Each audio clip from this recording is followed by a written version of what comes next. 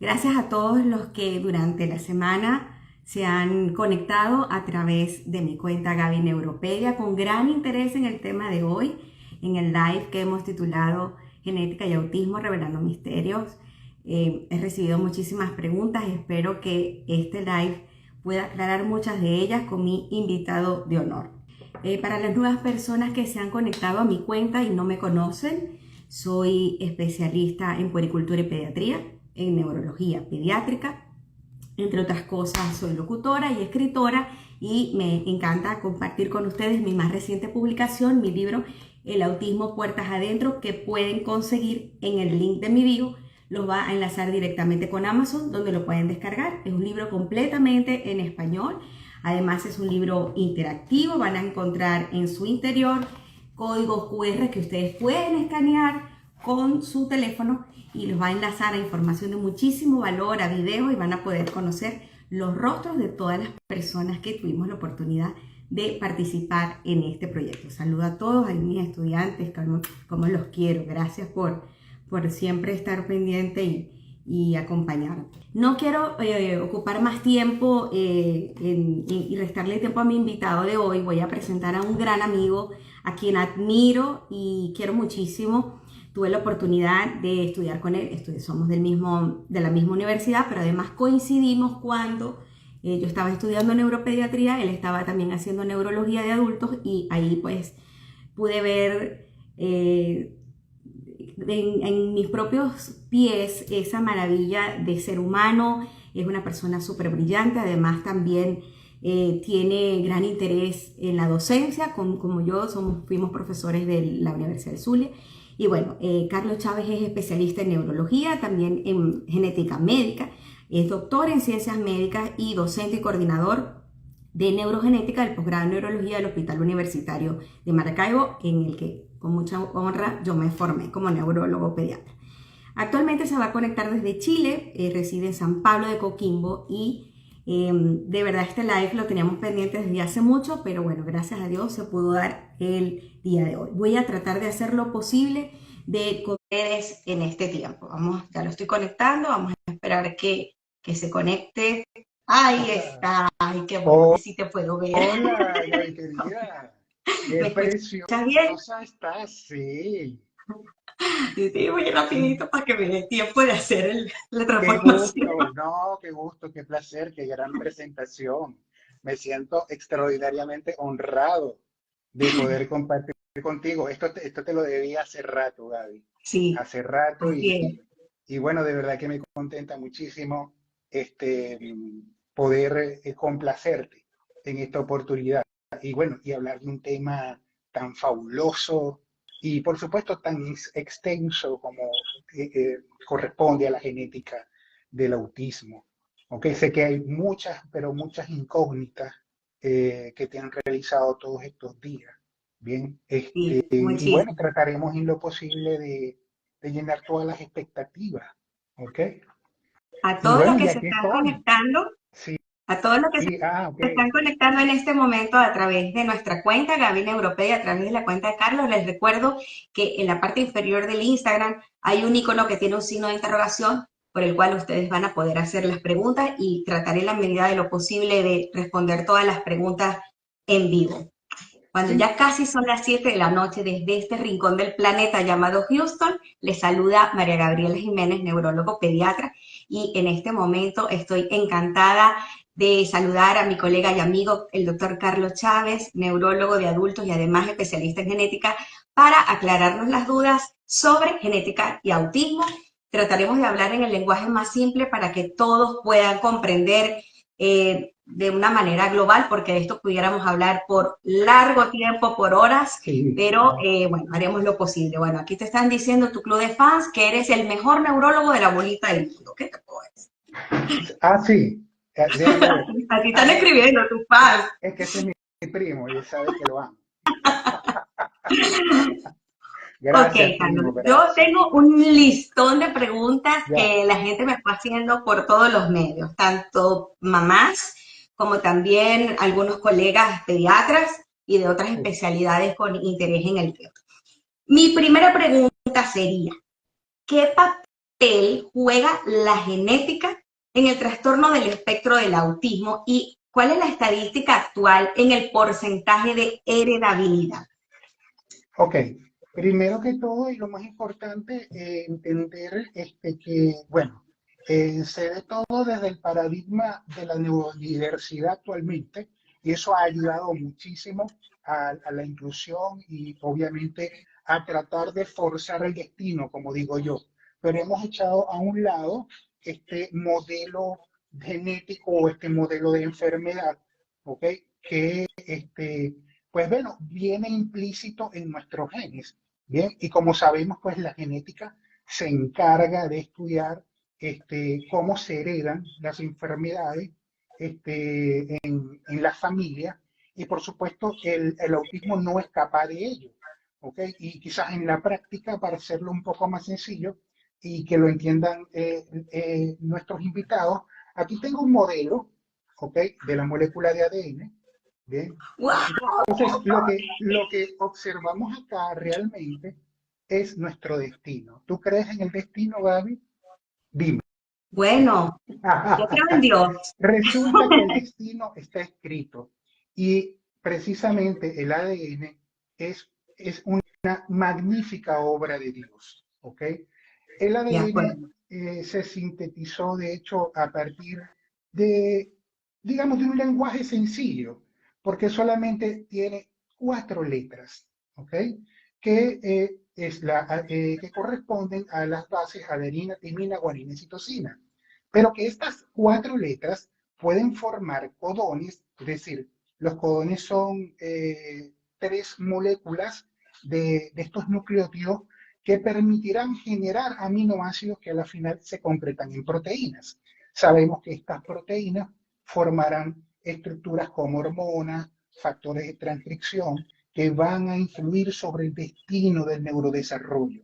Bien, es decir, para nosotros hacer esta estructura tan perfecta como nuestro sistema nervioso central, bien, va a depender de que se coordinen a la perfección todos estos sistemas genéticos y pues puedan desarrollar un cerebro neurotípico, ¿ok? Como debería ser lo más frecuente, ¿bien? Sin embargo, si existe alguna interferencia en cómo se escribe nuestro destino, esto llevará a que tengamos una diversidad en cuanto a nuestros comportamientos, en cuanto a nuestra interacción social, nuestros intereses y por supuesto, como les digo, alejándonos un poquito del paradigma de la neurodiversidad, también la presencia de comorbilidades, ¿bien? Que son tan frecuentes en el autismo, ¿ok? Como el TDAH, la ansiedad, depresión,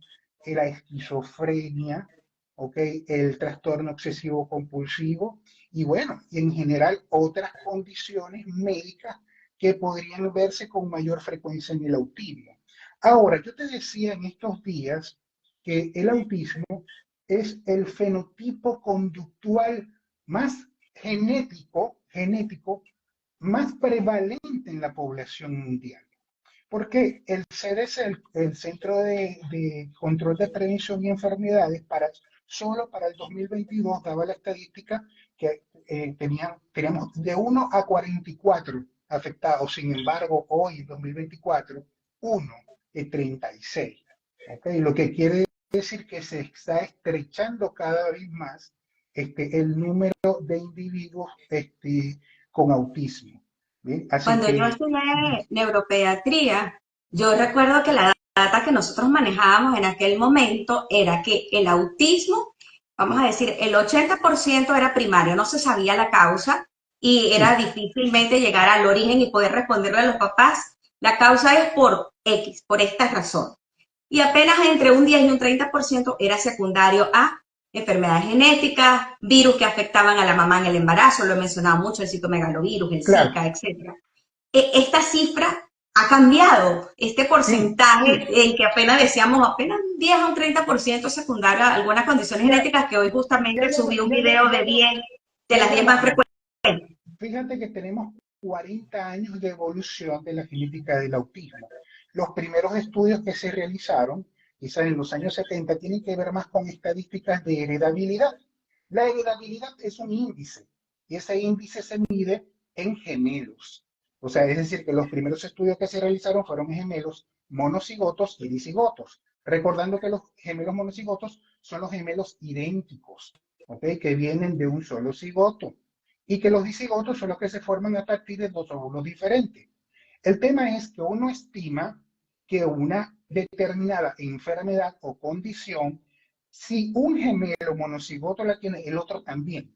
¿Por qué? Porque son una copia, Una copia.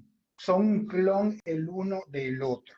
Bien, entonces cuando se calculan los porcentajes de heredabilidad, están cercanos al 80%, lo que quiere decir que 80%. sin duda alguna, el autismo, yo diría, me atrevería a decir que es 100% genético, con la salvedad, ojo, con la salvedad de que, por supuesto, existen alteraciones estructurales que están relacionadas directamente con el autismo, como la variante de número de copias, ¿ok? Es decir, yo puedo agregar varios colores a este modelo de ADN y causar duplicaciones, o restarle colores, ¿ok? Y causar lesiones. ¿Qué sucede? Que el mensaje que envía el ADN se cambia por completo. Si yo tenía una molécula que se iba a sintetizar, por ejemplo, hay un gen que se llama relin. El gen relin es el que se encarga de establecer el desarrollo de la corteza cerebral. ¿Ok? Recordemos que la corteza cerebral, así como ustedes la ven, pues podría parecerles un coliflor. Bien, pero yo siempre le explico a mis pacientes que el cerebro crece como una cebolla, ¿ok? Crece por capas. Entonces Relin se encarga de que esas capas crezcan de manera armónica y que los contenidos celulares en cada una de esas capas correspondan a un patrón definido. Si esos patrones se rompen, vamos a tener trastornos del neurodesarrollo, como trastornos de la migración neuronal y por supuesto el autismo. Bien. Y esa fue mi tesis, trastorno de migración neuronal. La digenesia cortical fue justamente mi tesis. Está bien. Y bueno, y precisamente forma parte de muchas de las condiciones o enfermedades que poseen este fenotipo conductual del autismo. Esta pregunta que hacen constantemente es que realmente hay más casos de autismo ahora que antes. Yo No, decía, no, ahí esa te la lanzo ahí, porque esta no, pregunta me la hacen siempre, siempre, en todas las no, no. entrevistas, en todas las conferencias, nunca falla esa pregunta. Yo les voy a colocar un ejemplo básico, ¿ok? Oye, yo no voy a revelar mi edad aquí, pero se me ve, ¿ok? Nosotros, pues, cuando estábamos en el colegio, resulta que, mira, siempre había un chico problema, siempre. Siempre había el chico que era retraído, que no se reunía con los otros compañeros, ¿ok? Y cuando tú miras hacia atrás en retrospectiva, te das cuenta que en tu salón habían chicos con trastornos de hiperactividad y déficit atencional, que habían chicos con autismo, ¿ok? Pero que simplemente eran relegados a un lado. Por eso es que te digo que romper el paradigma o tener el paradigma de la neurodiversidad trajo a la inclusión y ahora los hace visibles.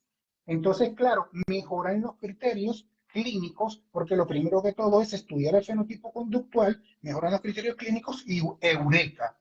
Ahora resulta que hay más autistas de los que no veíamos. No, hace 100 años Yo estoy de estaban acuerdo. allí. Yo Hace estoy de 100 acuerdo. años Y estaban fíjate allí. que a mí me pasa mucho que estamos diagnosticando personas adultas en el espectro a través de sus hijos. Entonces, este adulto que probablemente nació entre los 80 y 90, que no tenía diagnóstico, no estaba contado en esa data, estamos contando a su hijo, que está Claro, sumando a la data actual, pero ese papá no lo estamos sumando, no está sumado.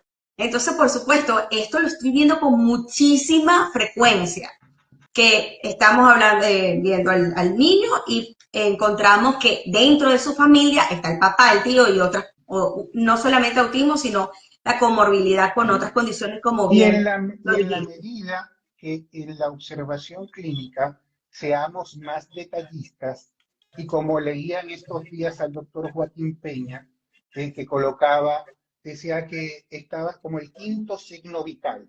El quinto signo vital es escuchar al paciente, es escuchar la historia de la familia. Cuando tú escuchas con detenimiento la historia de la familia, te das cuenta que esos porcentajes cada día se reducen más. Así es. ¿Entiendes? Y es así, o sea, aumenta la frecuencia, mejor dicho, de diagnóstico. Voy a hacerte Ujú. una pregunta que la tenía más abajo, pero la voy a subir porque o sea, la voy a dar prioridad porque es muy importante y que en los últimos años, cuando hablamos de autismo, no podemos dejar de mencionar lo que es la epigenética. Y a la gente Ya, le suena esto como un término muy extraño y me gustaría que no solamente nos digas qué es la epigenética, sino qué mecanismos epigenéticos Gaby, están ya antes de identificados. conectar esa pregunta, me gustaría primero, en orden, comentarle al público que nos está observando, que bueno, nosotros buscamos siempre en el contexto de la enfermedad genética alguna alteración estructural en el ADN, ¿ok? Es decir, si les muestro otra vez el destino, permítanme, disculpen. Me encantó eso. Mira que lo escribí porque me encantó. Ok, mira, si yo saco de acá un color, ¿ok? Y lo cambio por otro, yo puedo estar ocasionando una mutación. Esa mutación puede ser sin sentido o de sentido errado. Dos cosas completamente diferentes, porque una puedes cambiar un aminoácido, mientras que en la otra puedes causar un codón de terminación. Ok, eso suena muy súper técnico, pero eso no es nada más que cuando retiras un nucleótido y lo colocas en otro sitio, tú cambiaste el mensaje, que es esto que yo particularmente le he dicho, sobre que causas una alteración en el direccionamiento de repente de una neurona.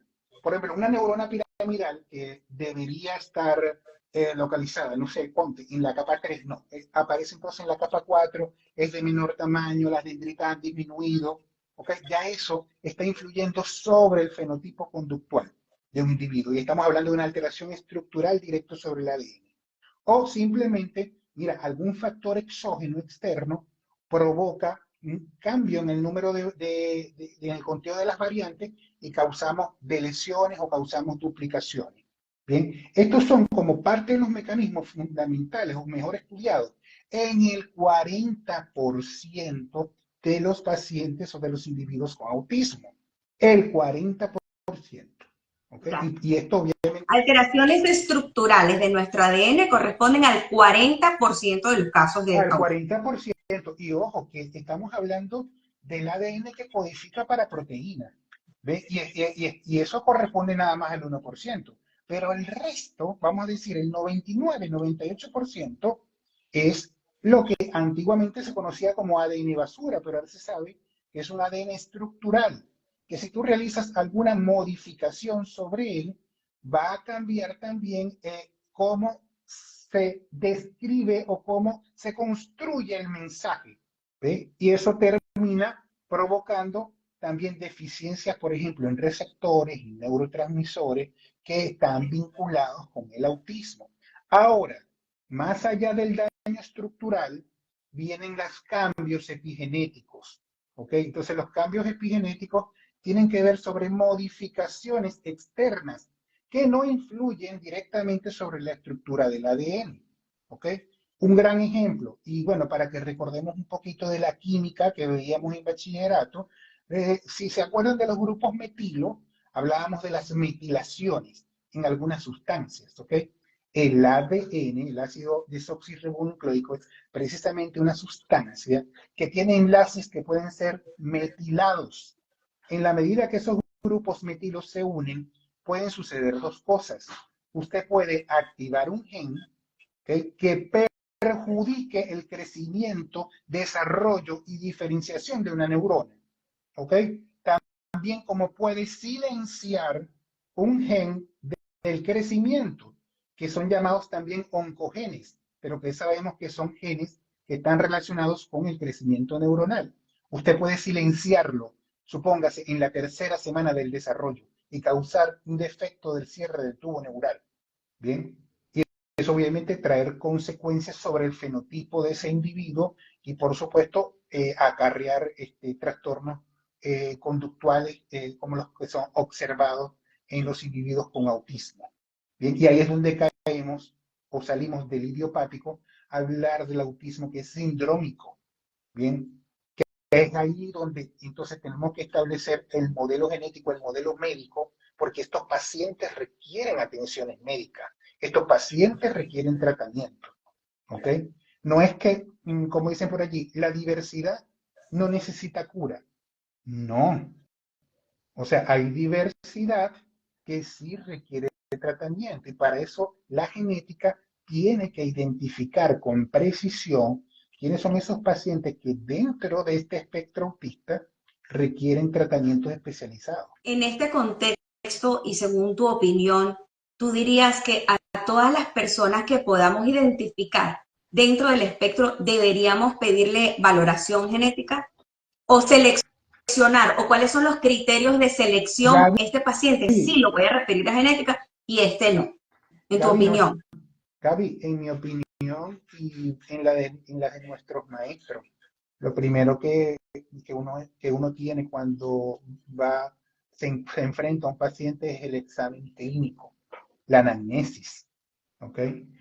Entonces, claro, de acuerdo a la anamnesis y obviamente a las condiciones de cada paciente, y yo digo, ojo, condiciones físicas, condiciones fisiológicas y condiciones económicas.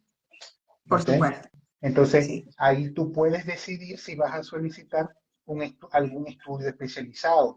Y tenemos que considerar en orden, porque los estudios genéticos no solamente son moleculares.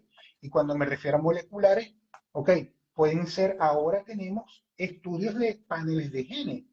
¿Ok? El autismo ya se ha descrito cerca de 106 genes que tienen digamos, un respaldo en cuanto a modelos de ratones transgénicos e incluso modelos humanos de la repercusión que tienen los genes. Entonces, vale la pena solicitarlo, siempre y cuando el fenotipo de ese paciente te dé la pauta para hacerlo. No obstante, hay técnicas moleculares como el microarray cromosómico, que es el de primera elección, Oh, porque resulta que más de un 30% o cerca de un 30% de los individuos que se presentan a una consulta por vez primera sin antecedentes familiares de autismo, ¿ok? Pueden tener alguna anomalía cromosómica. Y bueno, el proyecto Genoma sí lo determinó. Tardó años en poderse concretar. ¿Okay? En la medida que han mejorado las técnicas de secuenciación, pues surgen hace escasos unos 12 o 14 años estas nuevas técnicas y se realizan 4 estudios en autismo. Bien, esos importantes en autismo son los que logran esta estos LOSI que están asociados con autismo y son un poco más de 100 genes. No obstante, existen más de 800 genes que pueden estar vinculados al fenotipo conductual del autismo. Bien, por ello existen otras técnicas y entre ellas están las micromatrices, ¿okay? Que es el cariotipo molecular. Y este cariotipo molecular puede ser de ultra generación o de ultra alta generación, que incluya incluso algunas mutaciones de simples nucleótidos. Es decir, simplemente pues retira, como les explicaba, un solo color, lo cambias y ahí tú tienes un CNP o una mutación de simple nucleótido. Pero aparte de eso, las micromatrices y duplicaciones. Y eso, por supuesto, ha ampliado más el campo de estudio molecular del autismo. Y es, de hecho, diría que el pilar fundamental es el cariotipo molecular para poder analizar aquellos pacientes con autismo esporádico. Mi pregunta es, si tú, por ejemplo, que estás en Chile, tú tienes disponibilidad para hacer estas pruebas que has mencionado, por Absoluta, ejemplo, el cariotipo molecular. absolutamente todas. Y de hecho, también puedo trabajar con algunos laboratorios en Estados Unidos, en San Francisco, en Utah. Okay, yo tomo la muestra acá y puedo enviarla. Bien, lo que sucede también, Gaby, lo que te decía, el factor económico. la idea es poder seleccionar adecuadamente el paciente que requiere con urgencia ese gasto, ¿ok? Porque supongamos, si es un autismo sindrómico, mira, creo que me mencionado en estos días el Phelan-McDermid, este, pues tiene múltiples alteraciones sistémicas.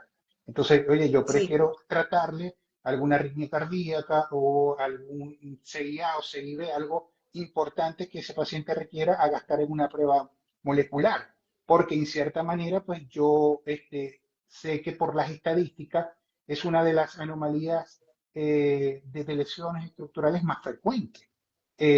Claro, la primordial son los cambios que ocurren en el cromosoma 15 que tienen que ver con el síndrome de Prader-Willi, ¿okay? Y el Angelman, que sabemos tienen un fenotipo conductual de autismo, entre otras discapacidades intelectuales.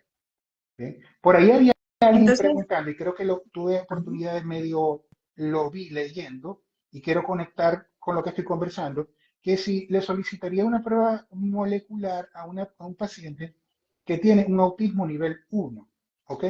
Yo entiendo, ¿ok? Que quizás se está refiriendo a la 2.2, ¿ok? Y es un chico que no tiene discapacidad intelectual, ¿bien? Ok, me, sí, o que tiene poco compromiso o que necesita poca sí, apoyo o soporte de sus sí, sí. cuidadores. Es funcional. Y ojo que eso no es lo fundamental, porque sabemos que tenemos chicos que tienen altas capacidades incluso, ¿bien? Pero, ¿qué pasa? Que en genética, cuando uno examina al paciente, si uno consigue al menos dos anomalías menores, uno tiene que buscar una anomalía mayor, ¿ok? ¿A qué me refiero? Por ejemplo, el Phelan-McDermid tiene las cejas pobladas, ¿ok? Una nariz un tantito bulbosa, sus orejitas son un tantito grandes. Oye, de partida, si ya estoy consiguiendo eso, yo trato de buscar una anomalía mayor en el paciente. Y ese paciente, independientemente de que tenga un nivel 1, ese paciente se ha ganado la prueba genética. Bien, entonces si tú me dices, oye, ¿le harías la prueba genética? Si de mi parte fuese gratis, se las haría todo. ¿Ok? Claro. Por supuesto. Y en este caso, tú tienes una selección de pruebas. Primero haría esta, si esta sale, o sea, un algoritmo, quiero decir. Hay un Sí, algoritmo absoluto. genético que, Absoluto. bueno, eso quisiera Y de que hecho, lo ampliaras un y poquito de hecho, para nuestros los que se están y de hecho, conectando. ¿Cuál sería el muchísimo. algoritmo? Porque, por ejemplo, en Venezuela, mi Ya, experiencia en Venezuela, por supuesto, ¿no? Luego tuve la oportunidad de ir a grandes hospitales que tengo todo. O sea, ya. el hospital donde yo me formé en Barcelona tiene un banco de ADN que es de 3 pisos, una cosa inmensa. Pero, por ejemplo, en Venezuela que prácticamente lo único que tenemos es cariotipo, un simple cariotipo que nada más nos dice tiene 46 cromosomas, XX o XY. Entonces, ¿cuál sería el algoritmo en que un paciente, mira, o por ejemplo una mamá, mira, yo tengo un hijo con autismo y quiero planificar mi segundo embarazo? Claro, ¿Cuál claro. sería el... El deber ser es mucho más complejo, ¿ok? Porque no es solamente utilizar pruebas moleculares. Te lo pongo de esta manera. Tenemos cerca de 1.400 enfermedades, ¿ok? Que tienen discapacidad intelectual y también tienen fenotipo TEA, ¿ok? Y de esas 1.400, 116 son neurometabólicas. Entonces, claro, si tú estás detectando en clínica aparte que el paciente puede tener una enfermedad neurometabólica y sabes ya de por sí que más del 20% de los pacientes TEA tienen disfunción mitocondrial, ¿ok? Entonces, aparte de seleccionar el principal recurso, que es el microarray cromosómico, porque detecta, como te decía, muchas áreas, y si es el más avanzado, puede detectar pequeños cambios. ¿Ok? Ese es de mayor utilidad. Pero aparte de eso, dentro de esa escala de estudio, solicitar estudios neurometabólicos que pueden implicar, mira, ácido láctico, ácidos orgánicos, acetilcarnitina, ácidos grasos, o sea, es amplio. ¿Ve? Pero ojo, siempre dependiendo del cuadro clínico, de la anamnesis, de la historia del paciente. ¿Ve? Pero Entonces, yo, aquí quiero rescatar a todos los que se están conectando, que lo mencionamos mucho en mi libro, ¿no? En esta condición aplica lo que se conoce como la teoría del sastre. ¿Esto qué quiere tal decir? cual, Que no es una tal receta cual. y no es una plana que le vamos a aplicar todo paciente con autismo le voy a hacer esta batería. No. Cada paciente se hace su valoración, su interrogatorio, se le hace su árbol genético y dependiendo de estos hallazgos es el test o las diferentes pruebas que vamos a pedir. Claro. Quiere decir que no hay una respuesta absoluta para esta pregunta porque depende de cada caso en particular. Y aquí me imagino, por supuesto, la exploración Claro, física, mira, si hay y fíjate rasgos una físicos cosa, que nos puedan un, orientar a un síndrome un o término no. que voy a utilizar, mira, que es la arquitectura genética. ¿Qué significa eso en la práctica? Bueno, acude a la consulta el paciente con sus dos padres. Cuando exploras la genealogía paterna y materna, no consigues casos. O sea, eres el único afectado. Entonces, en ese caso, valdría más la pena solicitar un microarray cromosómico.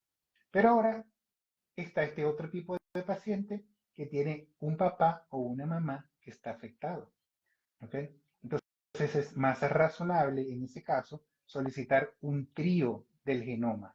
Allí entran los paneles de genes, porque hay más probabilidad de que el mecanismo de herencia sea autosómico dominante.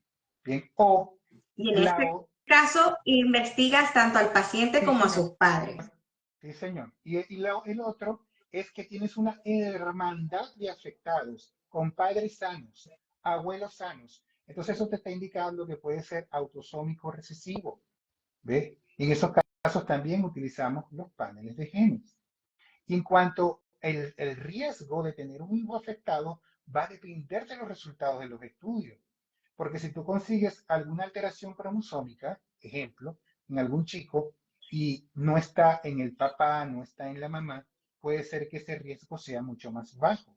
Y cuando me refiero a riesgo bajo, puede ser que sea desde 0 hasta un 8 o un 10%. Pero cuando se trata, por ejemplo, de mutaciones autosómicas recesivas, sabes que va a ser 25% de riesgo por cada embarazo. Y si es autosómica dominante, que tiene esa afectación de 3 generaciones, ejemplo, es que cada vez que esa mamá se embarace o ese papá también se embaraza, porque ahora se embarazan los papás también, entonces el riesgo está cerca del 50%. Y que no se me escape mencionar que ahora tenemos también los mecanismos epigenéticos, ¿okay? Estudiar metilaciones, acetilaciones, o sea, hay un universo de estudios. O sea, entonces, es para esos casos donde tú puedes estimar un riesgo multifactorial. Y el riesgo multifactorial, si tú tienes un hermano afectado, ¿ok? En esa familia está entre un 25 y un 30%. ¿Ok? Mi pregunta sería entonces para todos los papás que se están conectando, que están conectados y los que lo van a ver en diferido. Me gustaría que nos explicaras entonces en qué consiste el consejo genético que tú, si yo te envío un paciente, mira Carlos, quiero que me evalúes esta familia y este paciente para que le des consejo genético porque la mamá quiere tener más hijos y está muy preocupada porque la probabilidad de que vuelva a tener otro hijo. ¿Qué es el consejo genético y en qué Lo, consiste? Primero, el asesoramiento genético busca analizar la familia por entero. ¿Ok? Cuando acude un paciente por vez primera consulta, ese paciente uno dice que es el sujeto de estudio, ¿ok? O el sujeto índice.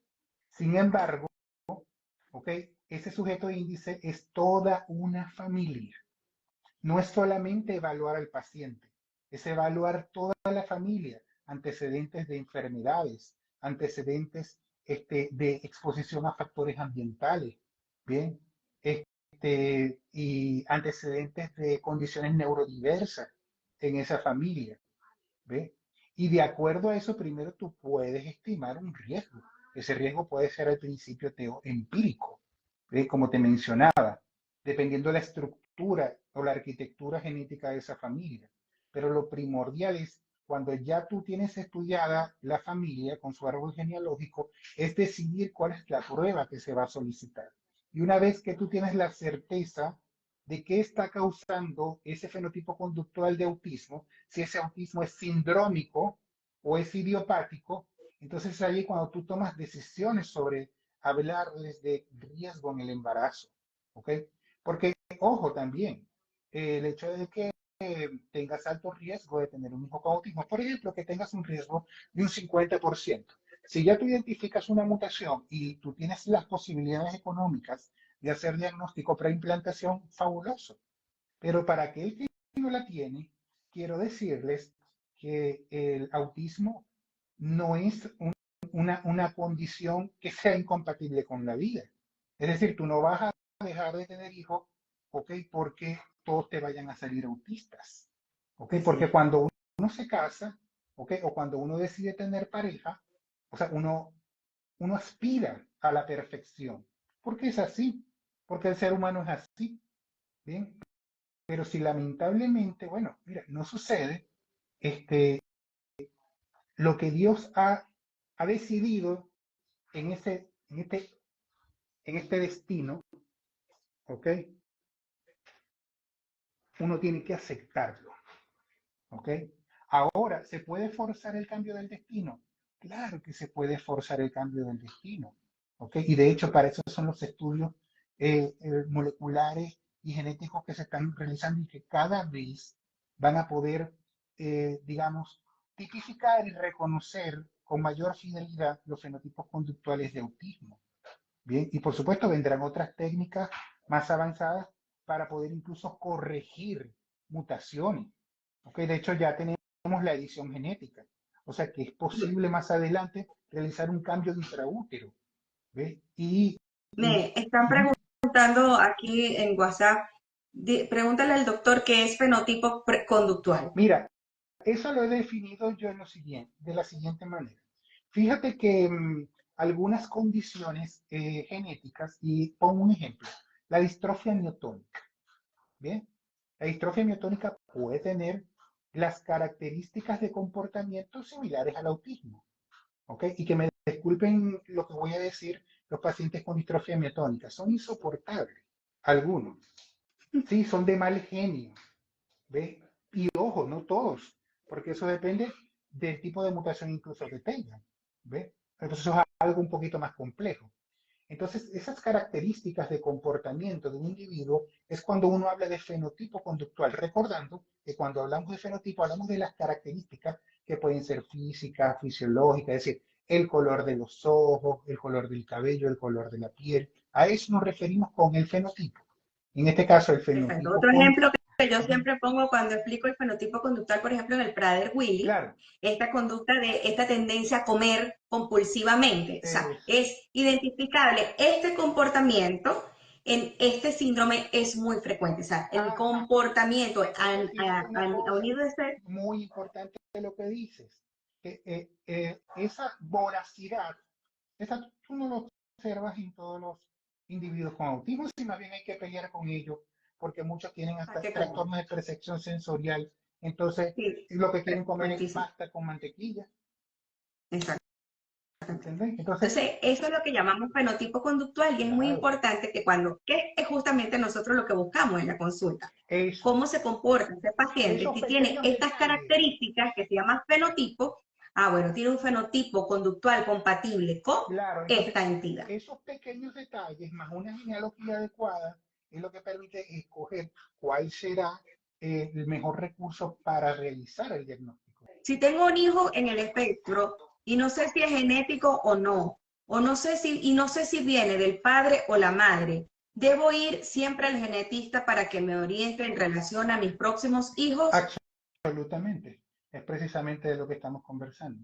Es pesquisar porque, fíjate, Gabriela, es que ya es difícil dar un diagnóstico clínico de autismo, ¿ok? Porque a veces seguramente te pasa en la consulta. Van porque el colegio los refirió o van porque algún familiar se los dijo, ¿ok? Y el duelo es grande, solamente con eso. Entonces imagínate tú que llegan echándose culpas. Y es lo que yo digo, cuando Sí, usted, vuelvo y repito de vuelta, decidió unirse con esa persona, usted está compartiendo genes con esa persona.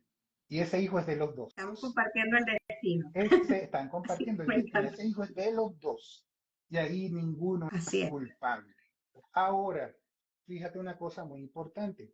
Los genes cerca del 50% de los genes TEA están localizados en el cromosoma X y están localizados en la heterocromatina. ¿Qué significa esto?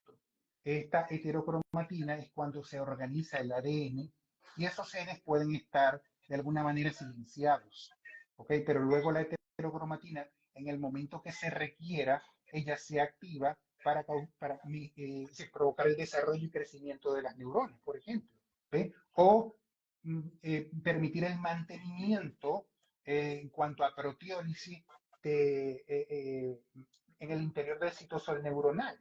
Bien, todo eso, o sea, eso por supuesto hace a la mujer que la mujer sea más brillante. También vamos a estar de acuerdo en eso. Ustedes son muy complejas. Pueden sentir tantas cosas a la vez. Rabia, miedo, frustración, todo a la vez. Nosotros no, apenas podemos masticar chicle y caminar al mismo tiempo. Bien. Entonces, Aquí, sí, bueno, el punto es que ahí cae en que el X se inactiva al azar, ¿bien? Pero en el varón, no.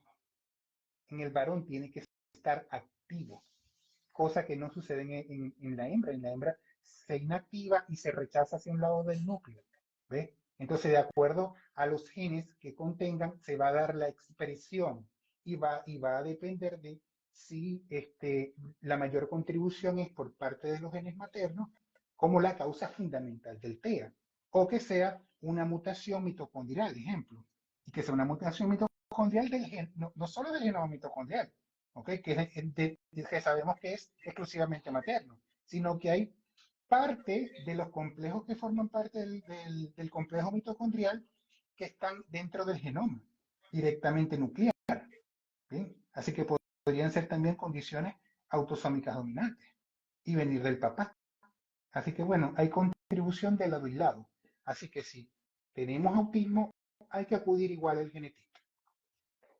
aquí tengo una pregunta que te hace uno de tus alumnos. Ah, Dice, ¿podría explicar brevemente la relación genética, autismo, alergia, inmunología o problemas inmunológicos y alergia? mira, te lo voy a explicar, mi querido alumno, con un paciente que tuve hace unos 10 años atrás.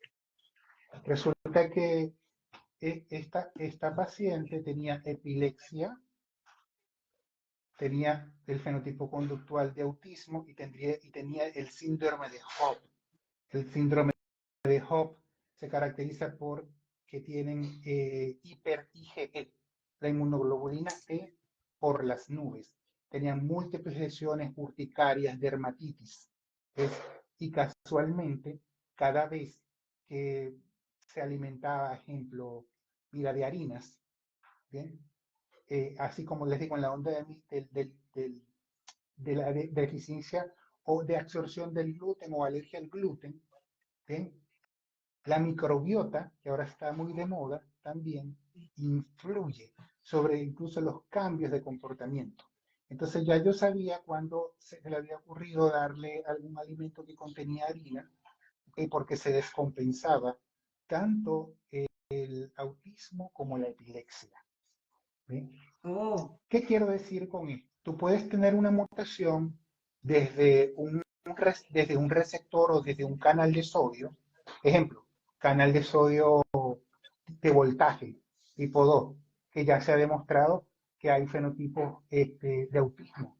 En esos casos que coinciden con epilepsia.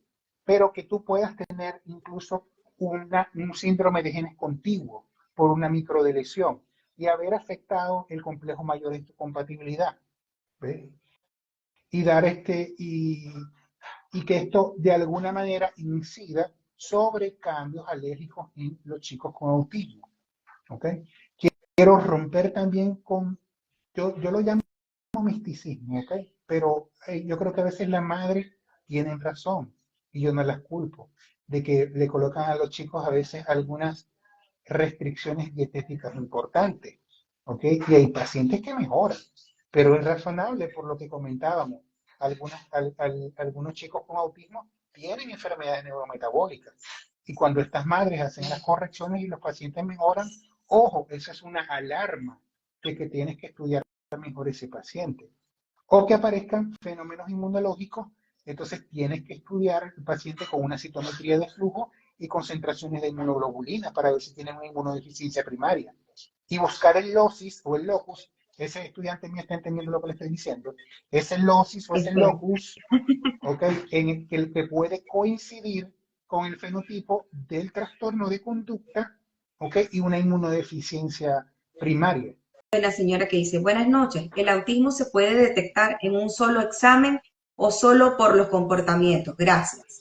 Importante, lo primordial es la clínica. El diagnóstico es eminentemente clínico. Lo que estamos Clínica. hablando es que un porcentaje grande pueden tener subyacente un origen de alguna situación genética. Gaby, pasa que yo entiendo la pregunta de la señora porque muchos les dan importancia más al ADRI y a la 2.2. Si bien lo que hace es que puede cuantificar estas características clínicas que ya conocemos y poder, como en el caso de la 2.2, de acuerdo al, digamos, a la edad del paciente, ¿no? Porque los módulos se adaptan de acuerdo a la edad de los pacientes.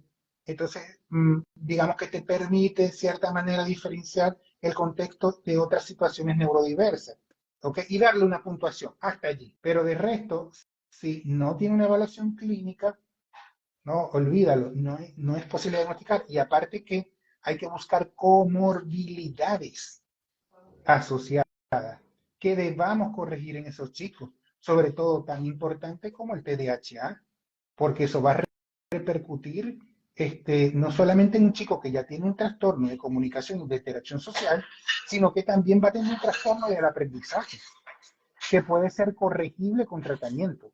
Y el tratamiento es no solo terapia cognitiva, conductual, sino también farmacológica. ¿Ok? Y aquí quiero hacer también una raya.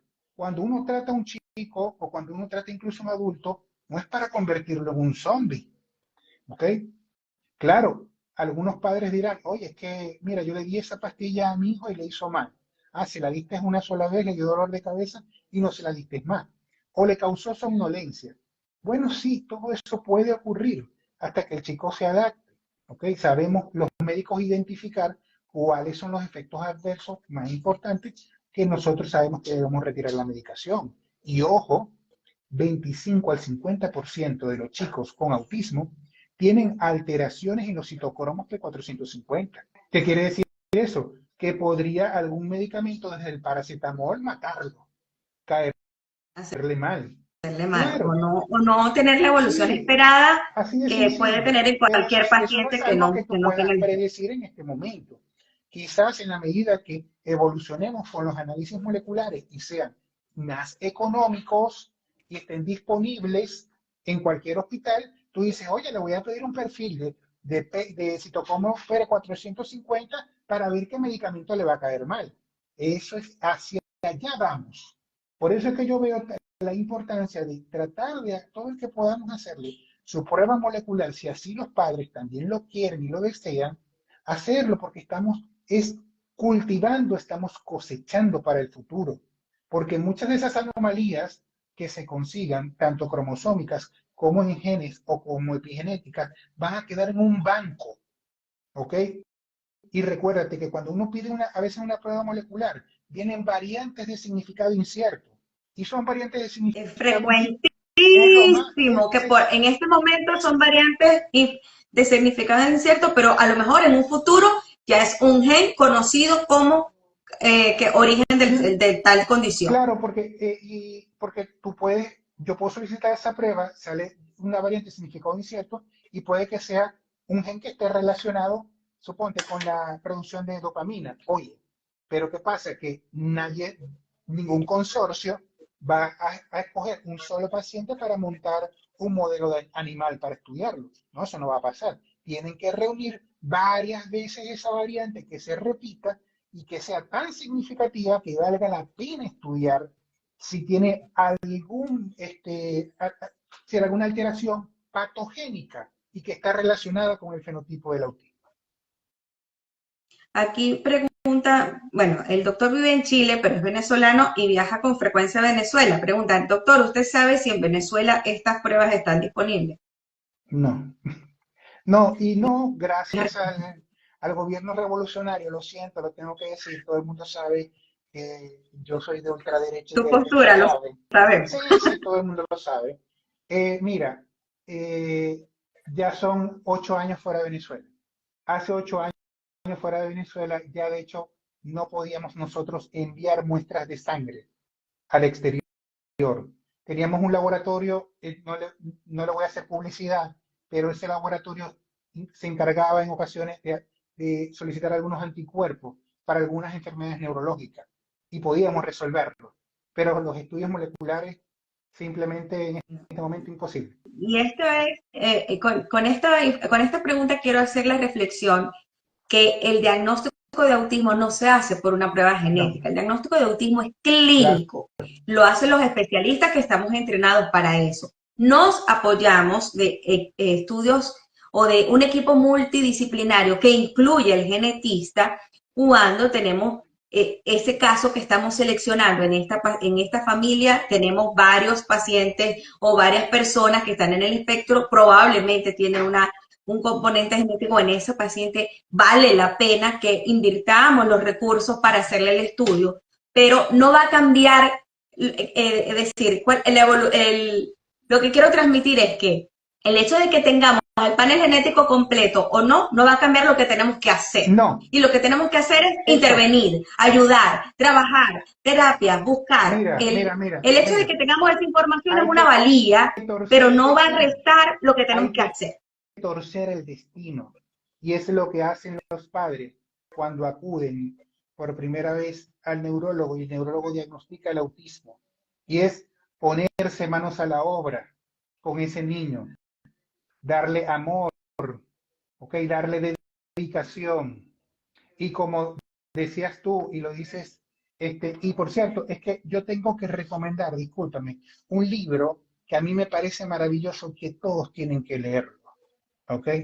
Porque de verdad que es un libro fascinante, porque engloba, mira, cómo se ve el autismo desde adentro precisamente. Me parece que es un libro maravilloso, ¿ok? Gracias, Lo leí gracias, todo completito y me encantó el libro. Y lo gracias, tengo me encanta. hace un par de meses. Luego que vaya a Houston, tienes que firmármelo. Y Con créeme mucho que, gusto. O me toca a mí ir a Chile, o y me toca a mí créeme ir a que Chile. eso va. Y por allí tengo el del doctor Peña también. También se lo voy a llevar para que me lo firme. Entonces, Qué bueno. mucho, Mira, aquí hacen una dime. pregunta. ¿Dónde hacen las pruebas genéticas y qué precio aproximado tienen en dólares? Depende, mamá. Lo acabamos de decir que Sí, depende del panel genético que vamos a seleccionar por cada claro. paciente. Y depende, por supuesto, del país en el que te encuentres, si en el mismo país se puede procesar o sea necesario extraer la muestra y transferirlo a otro lugar para que se pueda Gaby, procesar. eso tiene que ser, como te digo, con una precisión clínica enorme, porque si solicitas un microarray cromosómico, puede que acá cueste más de 1 millón de pesos y no es fácil, no cualquiera tiene para pagar un microarray cromosómico. Bien, solo a menos que uno identifique claramente las características del paciente que sí lo requiere. Bien, de Aquí repente el dice una molecular chica, sea más económico, porque pueden ser 250, $300, ¿ves? Pero no me siempre todo el mundo dice lo tiene. Marianne Gil, me dice, le hice exoma Mendelic a mi hija y salió la alteración del gen GRIA4 y los especialistas me dicen que es poco estudiada esta Sí. situación. Bueno, es que precisamente es que a eso es que nos referimos.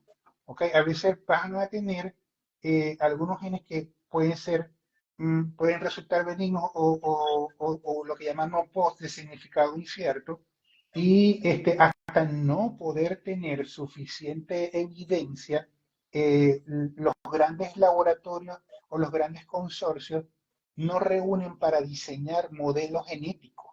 ¿Ok? Y hay modelos genéticos de ratones knockout donde, por ejemplo, esta mutación la tomamos y vamos a diseñar un ratón knockout que va a simular el fenotipo. ¿Bien? Y allí se verá si el fenotipo coincide con el fenotipo del paciente. Y es allí donde se le da En mi relevancia. caso, yo que me he dedicado realmente más a las que es enfermedades raras que al autismo, aunque por supuesto a raíz del libro pues me he hecho más visible por el autismo, ¿no? cuando generalmente me escriben personas, mira, mi hijo tiene la mutación tal y no es conocida, siempre digo, bueno, vamos a buscar una red de apoyo, porque Claro, a lo mejor en el país en el que te encuentres no se sabe, pero en Escandinavia hay 3 casos. Entonces, cuando unimos la data, por supuesto, la búsqueda en el idioma de publicación más, vas a poder conseguir más información si lo colocas en inglés. Pero yo he claro. tenido incluso que traducir hasta ruso para Sí, poder dar con casos y uso el traductor y me pongo en el buscador y he conseguido, mira, que hay 3 pacientes más en Alemania, por ejemplo, me ha tocado buscar pacientes en claro. Alemania. Y entonces podemos conectar, realmente tenemos muchas alternativas para que incluso padres que están en diferentes países, mira, mi hijo tiene la misma mutación que el tuyo, yo he hecho mucha publicidad acerca de enfermedades Claro, raras y he podido, mira, creo que es la cosa más bonita que tiene mi plataforma, yo las miro. haber podido conectar gente que está en un pueblito chiquitico de España con una persona que está aquí, con otra persona que está en Alemania, y entonces esos casos los vamos conectando y los padres han hecho red de apoyo. Entonces sí, a lo mejor en este momento hay poca información Claro, disponible, publicada en las revistas médicas, pero cuando consigues otro papá que ya tiene esa mutación documentada, y mira, hasta el Facebook sirve para esto, a lo mejor vas a poder conseguir más información en relación a la condición de tu hija. A mí me ha funcionado, lo he hecho muchísimo. claro. Utilizo mucho las redes sociales para esto y gracias a Dios hemos podido conectar. Yo publiqué una enfermedad que nada más habían en ese momento 11 casos publicados. Pero cuando empezamos a hacer la búsqueda, ay, a mí también me encontraron la mutación.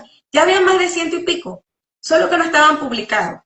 Entonces es cuestión de que esta información no queda en una gaveta, siempre tiene Claro, valor.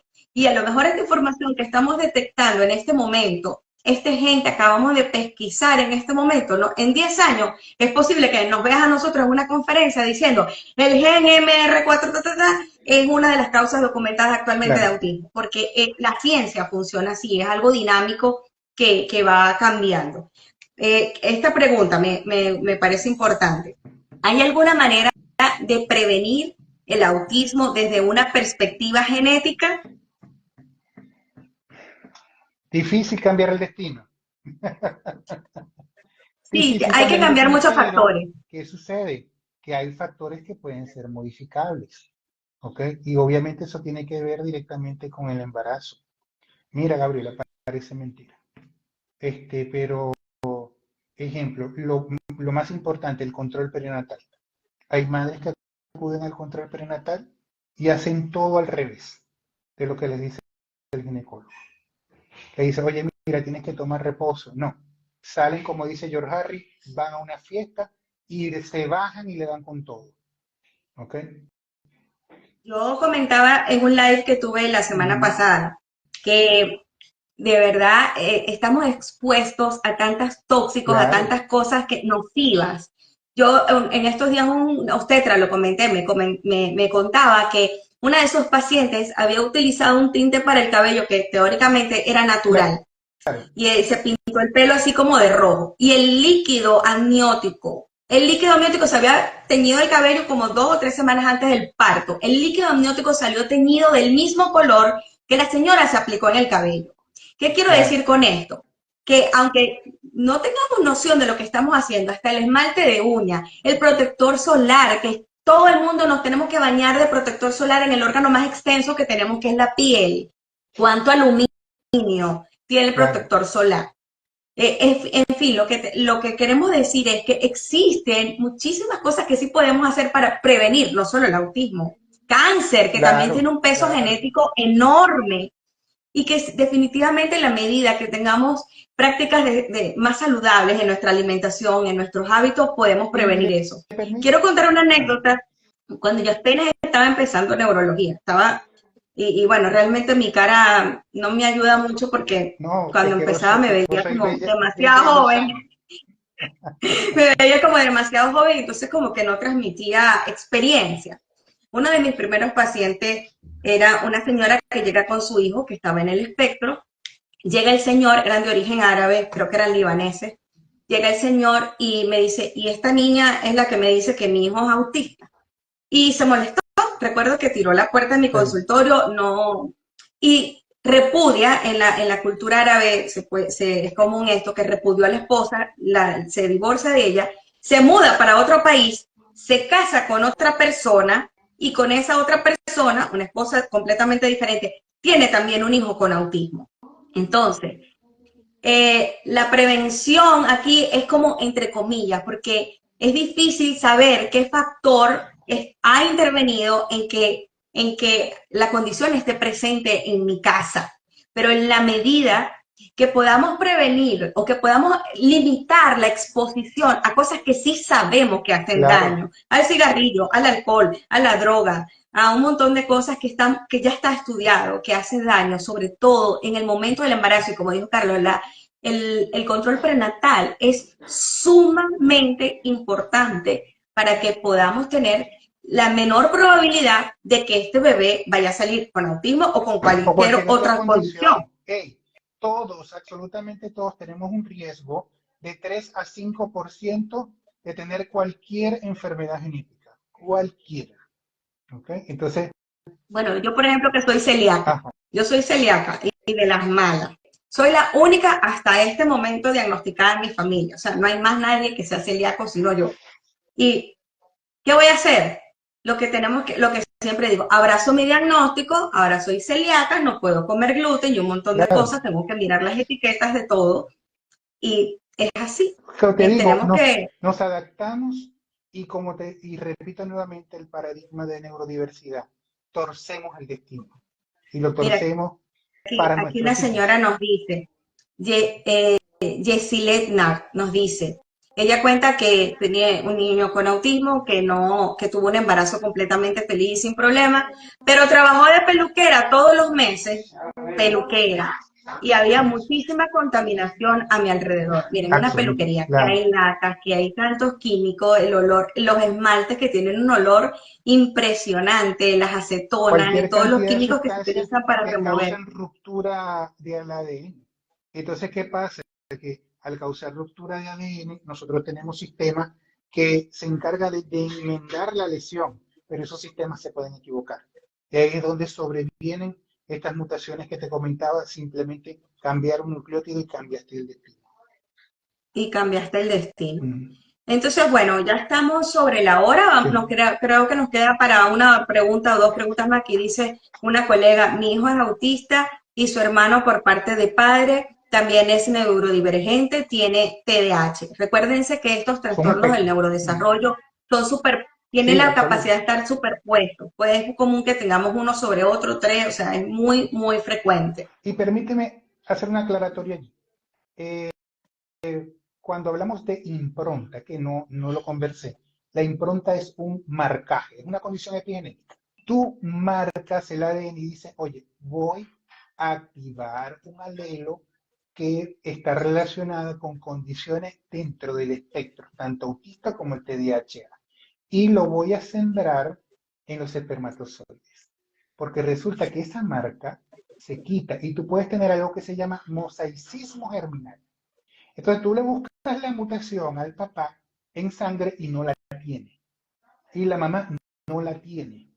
Entonces la posibilidad del mosaicismo germinal, ¿okay?, es alta cuando se consigue la mutación tanto en el sujeto estudio como en el hermano. ¿Okay? Y ojo, estoy hablando de técnicas que incluso tengan que ver con técnicas de metilación o acetilación. Porque estamos hablando de epigenética. Por eso te digo, vamos hacia otra evolución del diagnóstico.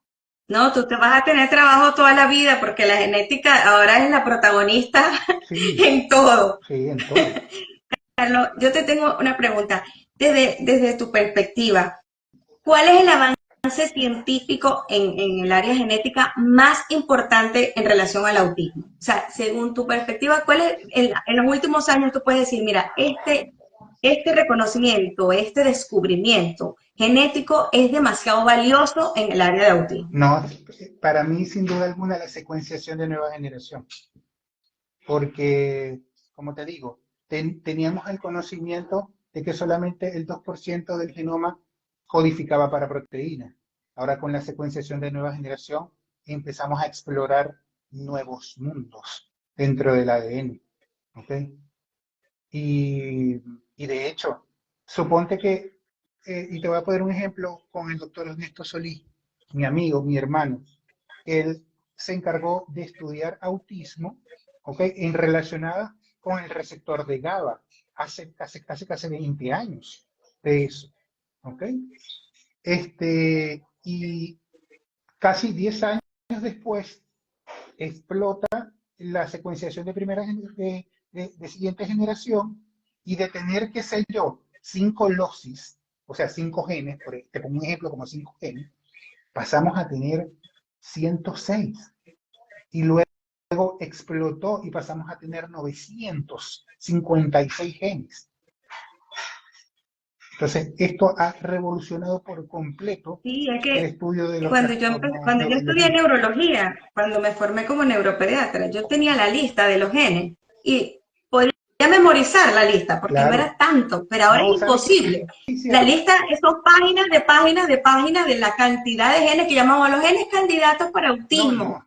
Y Es que es imposible ya tanto la que Academia Americana de Genética, y bueno, y salen algunas publicaciones también en el PubMed, nos hicieron un gran favor en ordenar alfabéticamente todos los genes que están relacionados con el autismo e incluso colocarles el ideograma. El ideograma no es nada más que la localización de ese gen en el interior de un cromosoma. está Hasta el eso nos mapita, han ayudado. usted ve el cromosoma y está el dibujito en Tal qué cual. banda lo va a ver. Sí, Sí, yo lo uso mucho. tal cual, tal cual. Mamá, hay una página en uno de mis posts hace mucho, lo coloqué y hice la simulación como si yo estuviera entrando, se llama El Orphanet. orfanato. Orphanet Claro. es una plataforma excelentísima para enfermedades raras y para muchos genes y para muchas enfermedades que incluso aún no tienen nombre. Usted puede entrar a Orphanet, tiene el portal en inglés y en español, obvio, en inglés tiene muchísima más información, pero usted con el Google Translator se puede apoyar.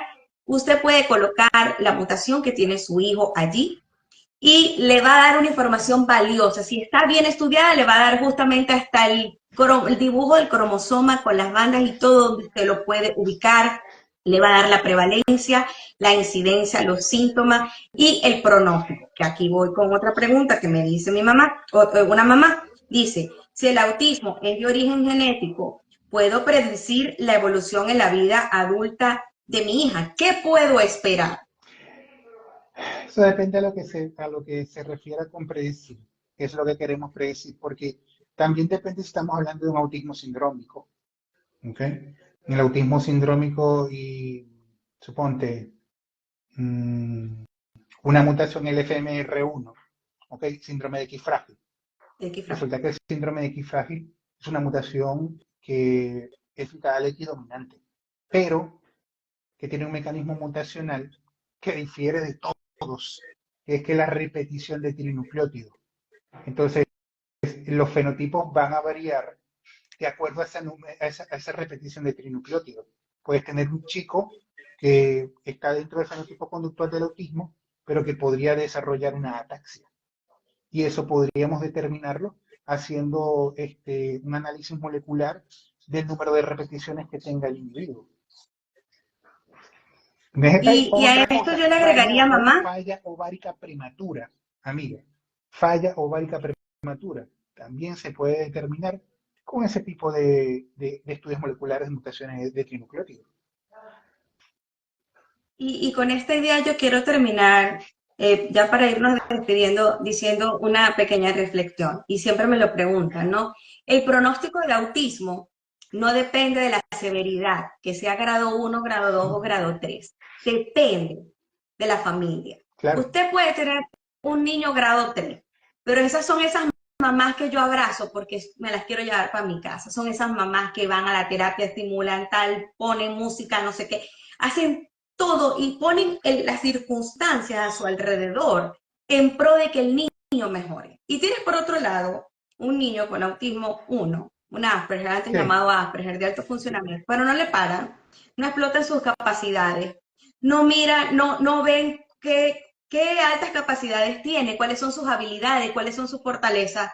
Y ahí va ese niño que puede llegar muy sí, lejos. señor. Esa familia no le brindó el ambiente para que llegue ahí, sea genético, o no sea genético, el pronóstico depende de la familia y de todo lo que esa familia, del ambiente que ese niño tenga para que pueda crecer sano y feliz, independientemente de su diagnóstico. Y esto no solamente aplica para autismo, aplica en muchísimas otras Sí, condiciones.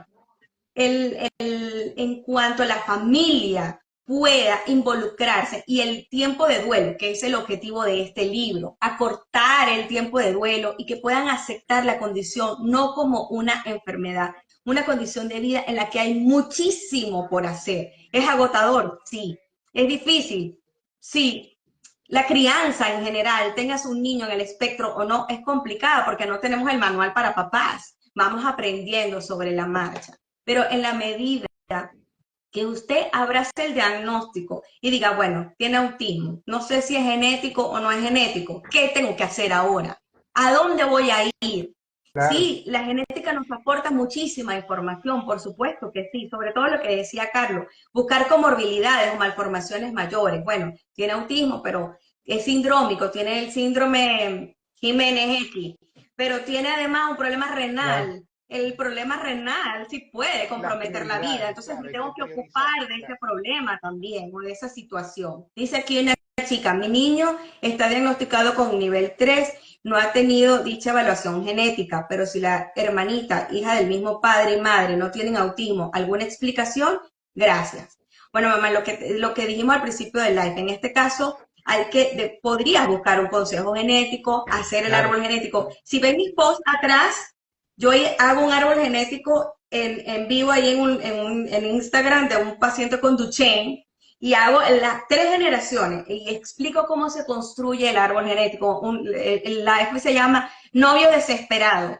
Y esto se hace en la consulta genética y es individual, no lo podemos extender, pero cuando tú buscas el consejo genético y haces la exploración de tu familia, de las dos ramas, podemos acercarnos más y darte más, una información más próxima a tu necesidad y al caso particular de tu claro. hijo.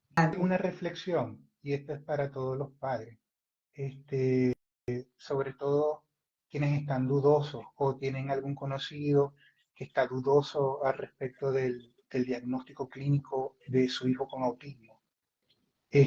Es importante llevarlo a tiempo. ¿Por qué?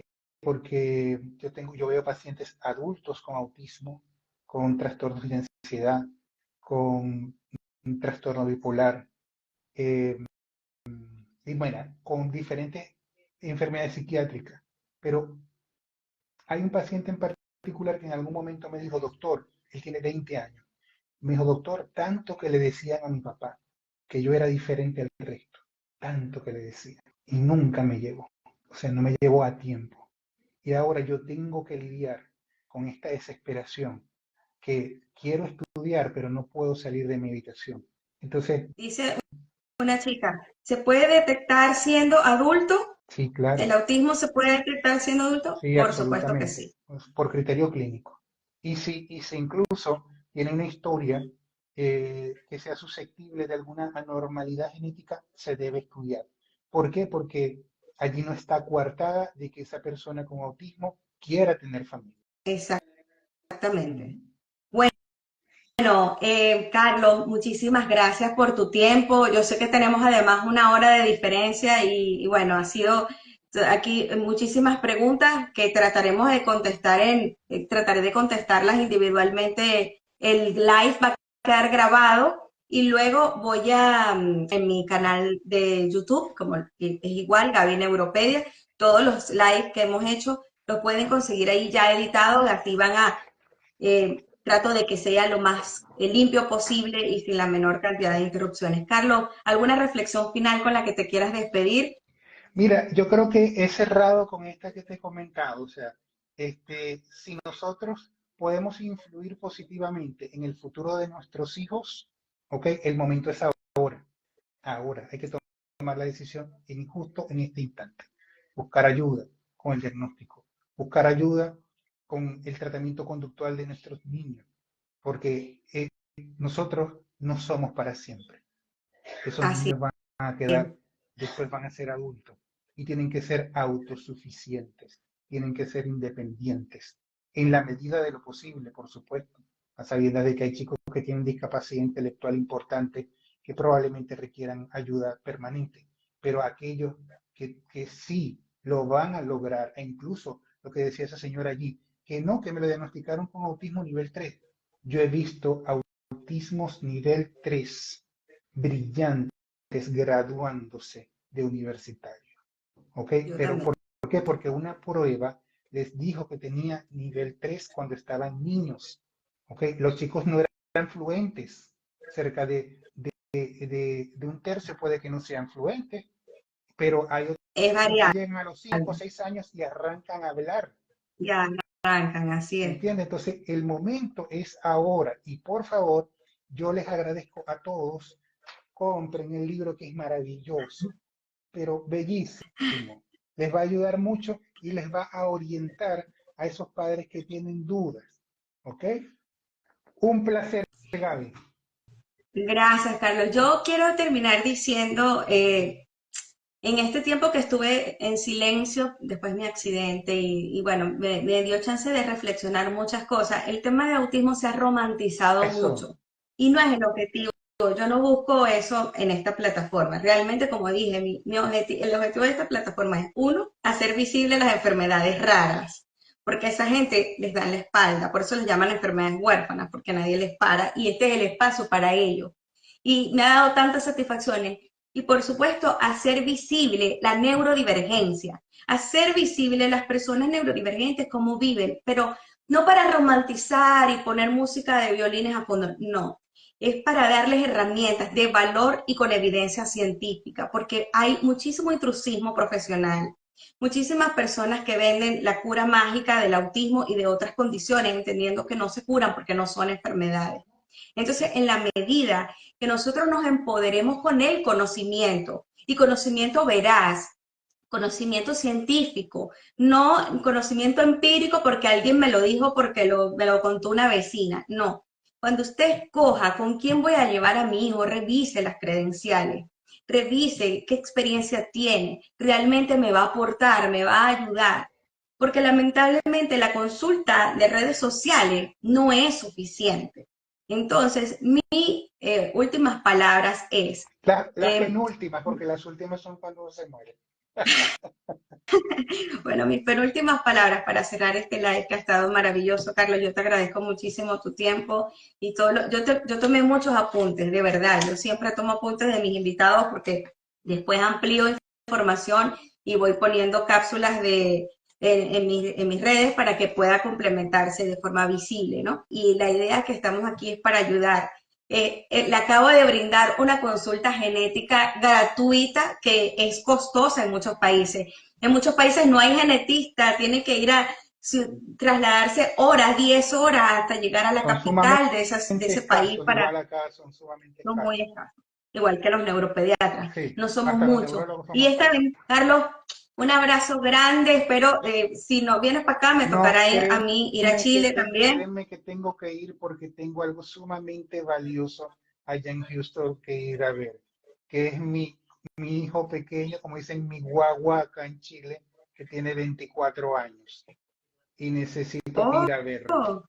Así que, ¡Wow! ¿de qué vamos? Vamos. Amigos, gracias a todas las personas que se conectaron un miércoles a esta hora, en vez de estar Claro. haciendo otra cosa, están aquí hablando de genes. Agradezco infinitamente el tiempo que en conectarse en esta plataforma, que como les dije, solamente buscamos abrir puertas de inclusión. Yo no soy influencer, no es mi objetivo y el de Carlos tampoco. Nuestro objetivo siempre va a ser ayudar a nuestros pacientes. Los abrazo, que tengan un resto de semana maravillosa, llena de bendiciones. Chao. Gracias, Carlito. Te quiero Mucho mucho. amor. Chao.